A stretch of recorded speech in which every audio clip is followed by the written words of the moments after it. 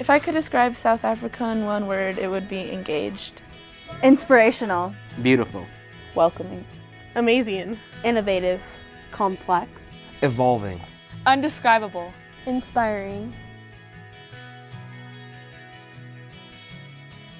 South Africa is a diamond, but every diamond has its imperfections.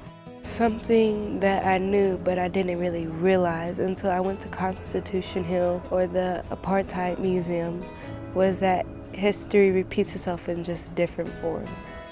They're still closed off from the hurt and the pain of apartheid, which is the separation of whites and blacks, like segregation back home.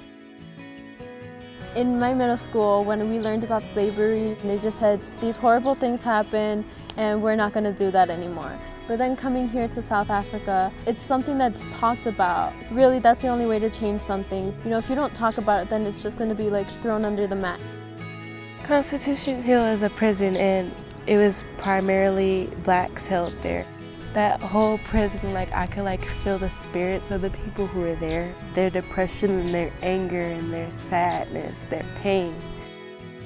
It's up to not only those who are being oppressed, but those who have privilege to see what's wrong and to stand up. Some of the service work we did was at a primary school in Kwanakatula.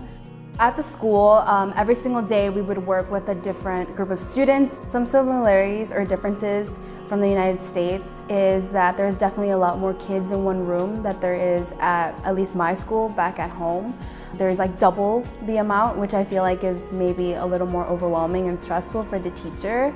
Some teachers would make us, just correct workbooks or help them individually, and others would actually make us teach a lesson. Okay, yes. Reading, yes. Yes. Okay. In the back. Choir is something that I stopped in middle school, and I made me realize how much I miss singing in a big group. The choir's energy is so palpable.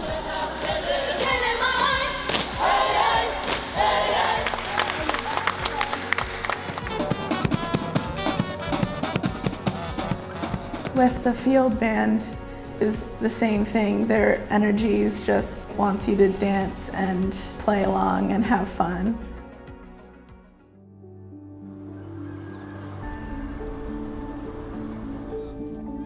I was really nervous coming into the homestay because I didn't know what to expect at all. I was just hoping I would get along with my family. What challenged me a lot, honestly, and still now, is the language barrier, because obviously we do speak different languages, so there's going to be a little challenge in between from what they're saying, what I'm saying, but we do a lot of hand gestures. We're like, okay, yeah, no. It definitely warms up my heart a lot when I bond with my siblings, just because now I do feel like I'm a part of their family. One of the things that my family taught me was just the definition of family. Even though we're not really blood related, I feel like they still welcome me in, they're still really close. And then just me walking around with my brother, just meeting people, it feels like I'm family when I meet them. They treat me as if I was one of them. Now this does feel like home to me. There's a difference between living with your friend for a little bit and living with family. With the homestay, you really are their family, so it's much more meaningful because family is forever.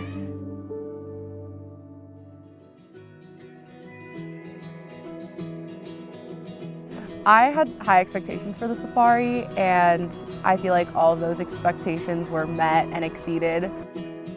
Seeing all the elephants, the giraffes, the zebras, and the hyenas, oh my goodness, just all these animals that really I would only see in The Lion King at home. To see them right in front of my eyes was magical. I came to South Africa with a fear of nature. Not a fear of it, but just not being used to it and being scared at how amazing it is. So coming here, I've learned to love it and to appreciate it. Everything from the sunrise to the sunset to all the random herbs and plants and trees. I feel like everyone just feels so at home right now, where they feel comfortable and where they feel themselves.